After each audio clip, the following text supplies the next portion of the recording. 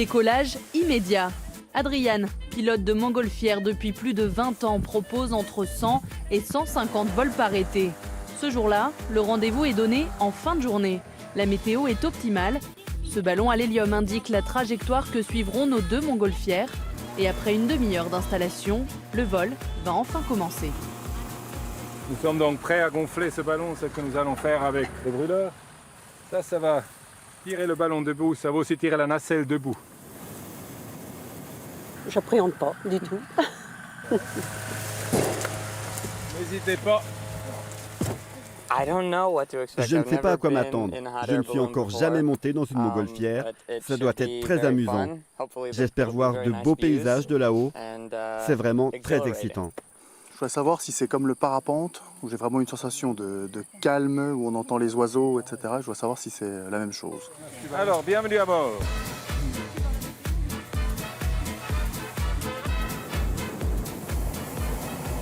C'est parti, le ballon s'élève en douceur, pas la moindre secousse. En quelques minutes, la montgolfière atteint les 400 mètres de hauteur. La Côte d'Or dévoile progressivement ses vignes à perte de vue et la nature s'anime pour notre plus grand bonheur. C'est génial. C'est génial, c'est bien. C'est calme. C'est apaisant. On n'entend plus les klaxons, on n'entend plus le train. On n'entend plus rien, quoi. À part le...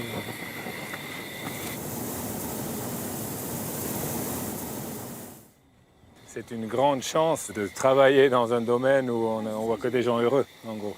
Le vol en ballon, ça donne cette sensation de légèreté, de liberté. Et les gens sont assez surpris du calme.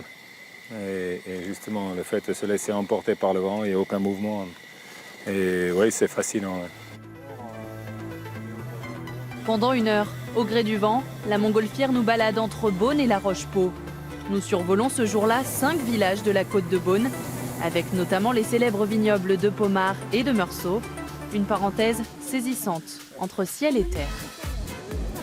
La montgolfière ne se dirige pas, c'est le vent qui nous emmène. On avance à la même vitesse que le vent, dans la même direction. Nous n'avons pas le choix.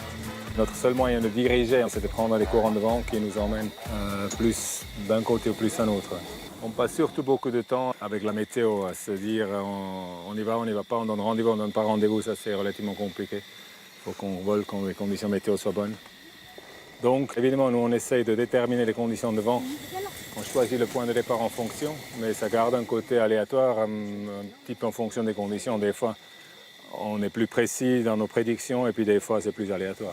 Donc quand on monte dans la montgolfière, on ne sait pas du tout où on va atterrir? Exactement, chaque vol est différent. Retour sur la terre ferme à Meloiset, 2 km plus loin. Atterrissage en douceur, au milieu d'un champ, comme tout avait commencé. Au décollage, on se demande ce qui va se passer. Et une fois dans les airs, on se sent rassuré. On est bien en l'air. Il faut encore aider notre pilote à dégonfler le ballon et ranger la toile de 300 kg. Un effort récompensé. Bouchon lancé dans les airs, lui aussi. Chacun peut trinquer avec Adrian. Une touche finale à cette expérience aussi apaisante que pétillante. Ça va bien ?